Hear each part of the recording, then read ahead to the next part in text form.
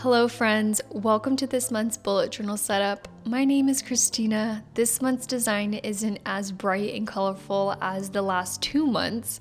It's a bit calmer. I already went to town with my pencil, so you can see that mushrooms are the theme for this month. The main supplies I'm using for this spread are my Tombow dual brush pen in the color 696, which is a pretty dark brown, and then a circle stencil, which I'm currently using to create a border for the cover page. I'm also using my Sakura Micron pen in 05, a red Crayola super tip, and I even plan to use some stationery or craft paper, but I'm not entirely sure at this point. I'll probably explain more about that later. While I'm getting started, please forgive me for my unkept nails. The last time I got my nails done was back in January, and I didn't even get acrylics. It was just a short gel, and my nails were breaking, like even with the gel laying on top of my real nail, like it was just breaking off. So that was the sign that I needed, that maybe I need to take a break with my nails. I mean, I was getting my nails done pretty consistently back to back for, I would say, 4 to 6 months. I can't even remember because it kind of all blends, but I just love getting my nails done for when I'm doing these plan with me videos. So just beware, my nails aren't going to look as cute for maybe the next 6 months. So yeah, anywho, enough about nails. Right now I'm just finishing up the border, and then I'm going in with my Sakura Micron pen and outlining my drawing. I forgot to mention, I'm not using my Sakura micro pen in black ink. I'm using my brown one. And I think it's very common for stores to sell the black ink Micron pens, which I'm sure that's the most popular one. That's what they're known for. But they do come in various colors. I remember seeing an entire section at this bookstore when I lived in LA. I remember seeing like a pink, blue, green, all sorts of colors. So you do have options. But today I am sticking to my brown Micron pen. I'm going for a warm and earthy feel for this month's setup. I know this isn't the first time you've seen mushrooms as a theme for a bullet journal setup. It isn't my first time seeing it, especially these specific mushrooms, also known as Amanita muscaria, which I'm probably pronouncing that incorrectly, but these mushrooms are actually poisonous. However, the vibrant mushroom tops make these mushrooms absolutely beautiful. I can only imagine stumbling upon these like in real life, on a hike or something, and it just standing out. It's just so prominent when you're walking through some greenery, and then all of a sudden you have these like red mushrooms staring at you. It's absolutely stunning. And when I think of red mushrooms as a bullet journal theme, it reminds me of YouTuber Jenny Journals, which she is one of the first bullet journal YouTubers I started watching years ago. And I feel like she always found a way to incorporate these mushrooms in a painting of a landscape or the mushrooms by itself. I also love that she painted for her bullet journal setups. Her videos were just so relaxing to watch. At the time, I wasn't even bullet journaling, but I still watched bullet journaling videos because I found it so relaxing, which I think there's a lot of people who do that.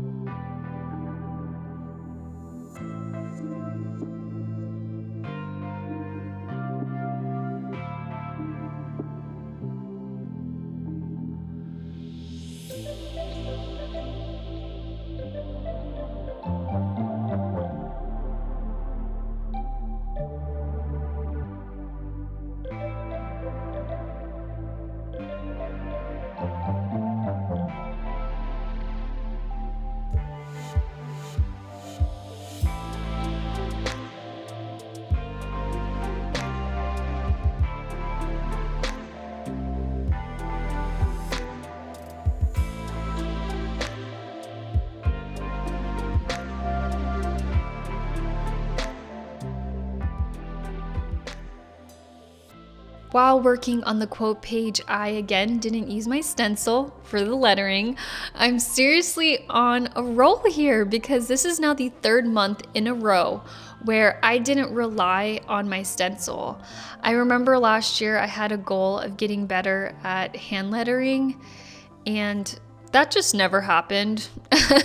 I never did put myself in a position to want to learn. So it's exciting to revisit a goal I initially put on the back burner. However, I will say that committing to a 70s theme for my 2022 bullet journal forced me to try hand lettering. I honestly just didn't have a choice because I couldn't use any of the stencils I own, and I couldn't find any in store that fit a 70s theme. Yeah, it's pretty cool incorporating a new skill into my bullet journal spreads. All I do is look up a font that I find fitting for the spread, and it has to have the complete alphabet. I need to be able to see the entire thing because I think I've done that before where I've guessed how letters are supposed to look, and then later when I found the full alphabet, what I came up with didn't even look close to what the font had. So I just used the complete alphabet as a reference while drawing out the letters. The color I'm using for the letters is different than the brown I used earlier for the border. It is a Tombow dual brush pen, but in the shade 977. Also, if you're curious why I'm using a white gel pen, I keep whipping that thing out. I'm using it as a whiteout to clean up the edges of the letter.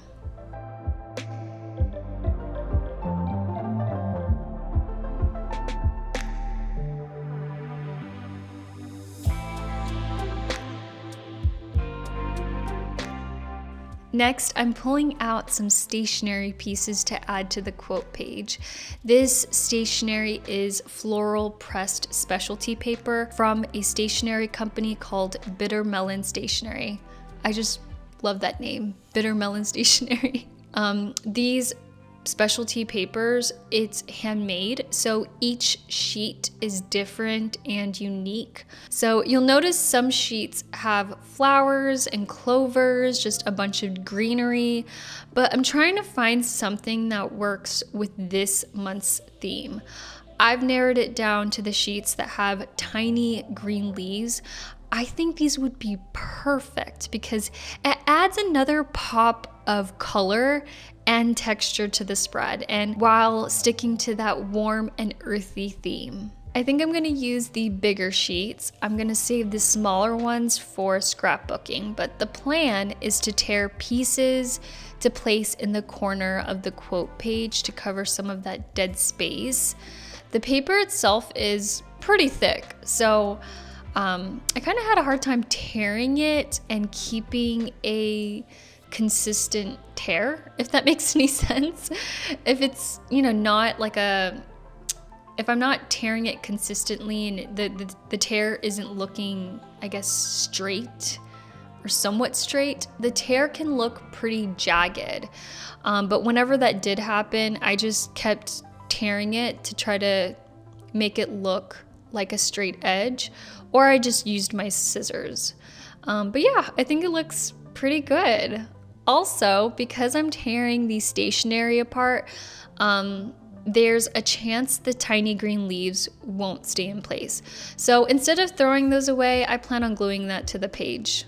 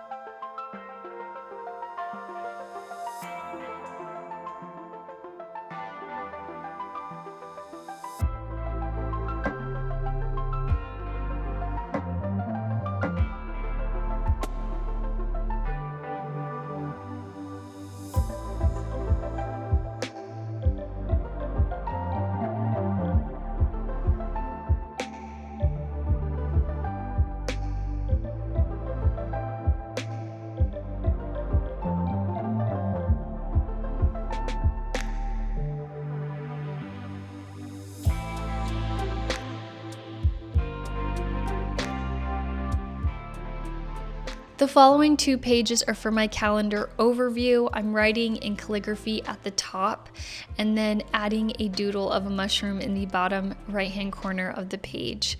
I'm turning the second page into a Dutch door. I wanted to have easy access and viewability of my goals in relation to my calendar. So the 2 boxes are sections where I can list out my video ideas and important dates for the month. Next, I will add a little washi tape. One is a light green and the other is a floral one with green, brown, and yellow flowers. I feel like I use these exact washi tapes quite often. But they really do go with a lot of spreads. I think from now on, if I'm gonna be buying washi tape, I have so many that I don't use because it's either just really colorful or just very, like, the theme is very, very specific, like cherry blossom washi tape, right? Like, I'm not going to use that in every single bullet journal spread. So I need to start sticking to maybe washi tape that's neutral instead of like super bright. I'm adding a sliver of the specialty paper in the top right hand corner, and later on I'll add one to the bottom right. On the back side of the Dutch door will be my habit trackers. Every few months I reassess my habits, like which ones am I actually tracking? Is it useful? Do I find it helpful? Things like that.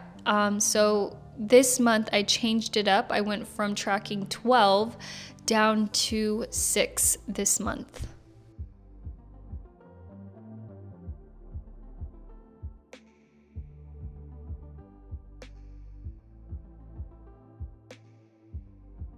Next, I'm working on the weekly overview, and remember earlier I had a big, thick brown border for the cover?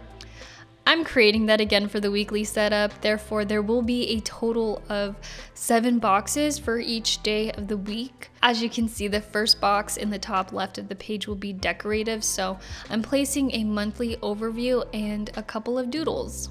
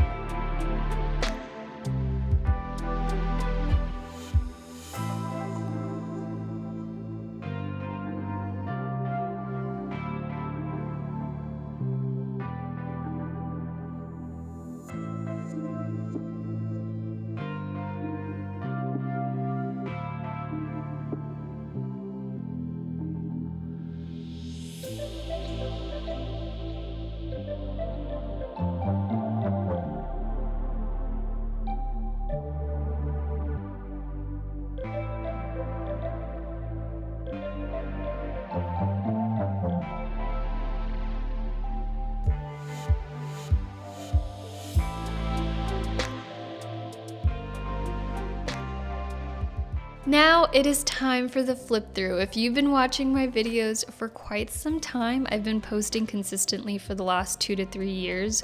So this news will come as a surprise, but for a good reason.